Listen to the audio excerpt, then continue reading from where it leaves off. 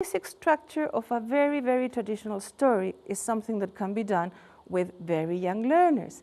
Every traditional story in virtually any language has a beginning, a middle, and an end.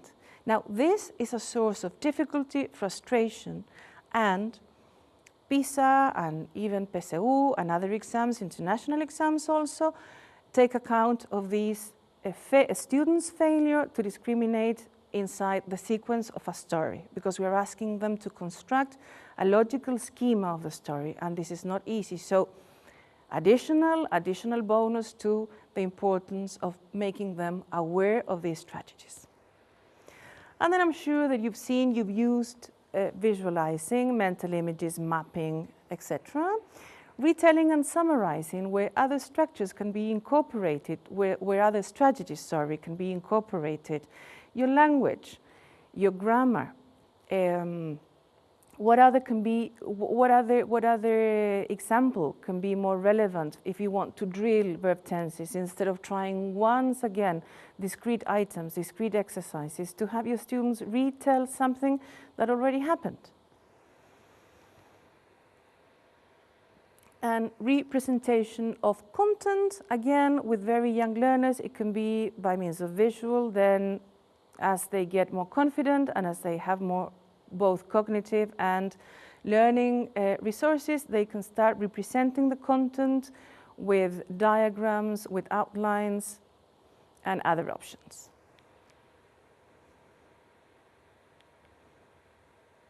If the previous aspect was probably more oriented to younger learners, this is thought for older learners or more proficient learners, but neither of them exclude the other in the sense that you can use both, either, depending, again, on why you're teaching.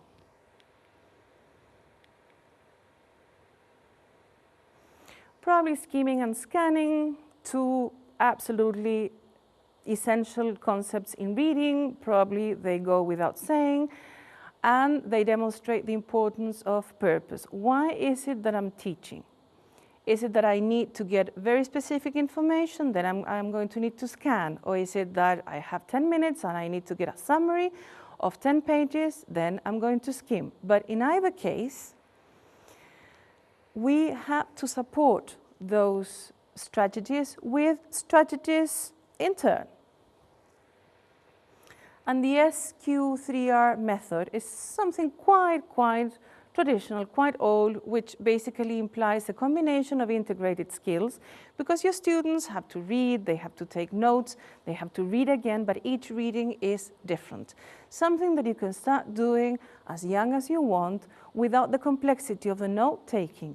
But I would encourage strongly the need to read at least twice for different purposes. Not repeating the reading for the sake of it. As I said earlier, it's not that we are encouraging parrot learning type, but different readings with different purposes.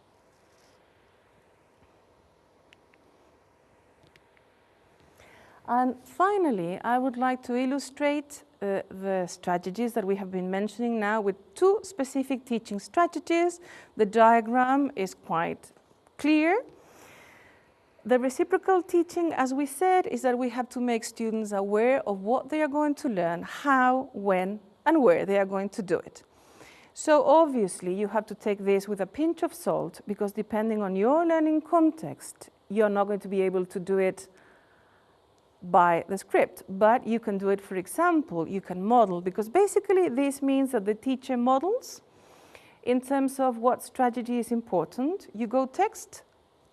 Within a text, a longer text, you can get a paragraph or a couple of sentences with younger learners. And then once the students have understood the process, each student can be a model, a leader, him or herself. As I said, you can do this very gradually, and you're not betraying the principle, on the contrary. But it's difficult with large classes and students who are not used to this to introduce it from scratch. So the diagram is representing the cycle where you question, you predict, you clarify, you summarize. Okay, because you start predicting, but you also end predicting what's going to happen in the next chunk of the passage. And last but not least,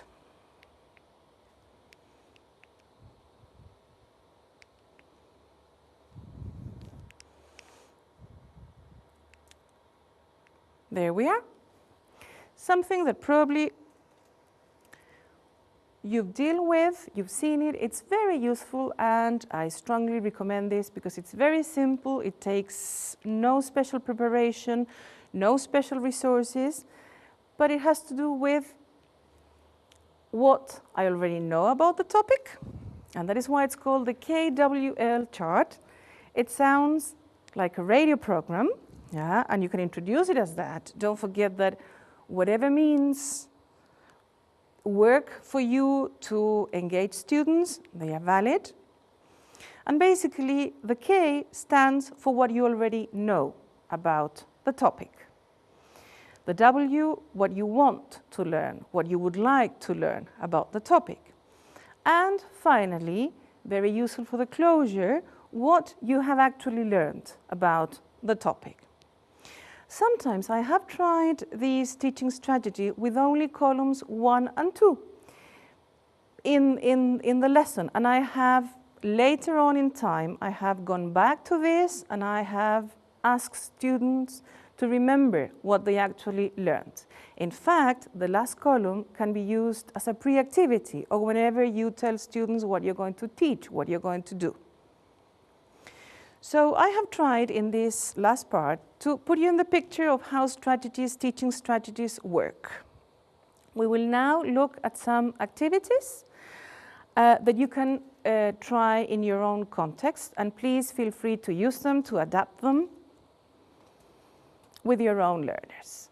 Well, as I said at the beginning of the session, there's no much point in burdening you with lots of theoretical concepts, trying to convince you that they make sense in the classroom if we don't try them, if we don't validate them with actual material.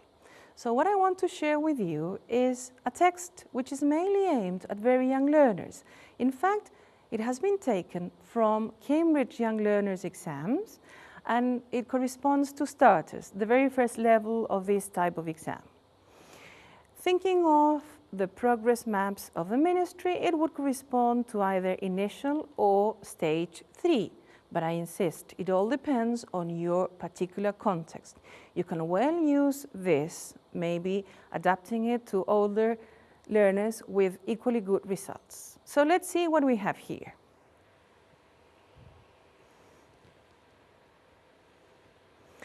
We have a simple text about a monkey. We give students the words, so it's a type of close with the words given, and because of the age of the learners, it provides lots of visual elements. So what would you try for the pre-stage? How would you introduce this? One possibility, don't forget that we have to activate the previous learning.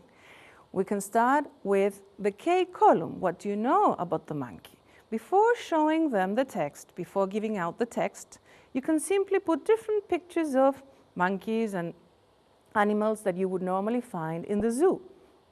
And the idea is to elicit from your students that they live in the jungle, that they eat bananas, that sometimes they work in circuses. At this stage, and something that I should have mentioned earlier, the role of Spanish should be an aid to your comprehension process. If students answer in Spanish, especially at earlier stages, either in oral or in writing, it does not matter.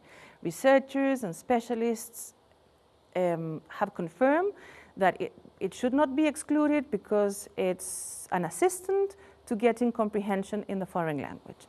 Assuming then that you have read the text, and by reading I mean confirming the predictions and checking that the words are correctly inserted, you can then read the text with the words to show them how meaningful and relevant the story is. Possible post-readings. The sky is the limit. One very good possibility is to have another animal, and it can be guided writing, very simple one. It's scaffolded writing, but it works. They can also do it with themselves.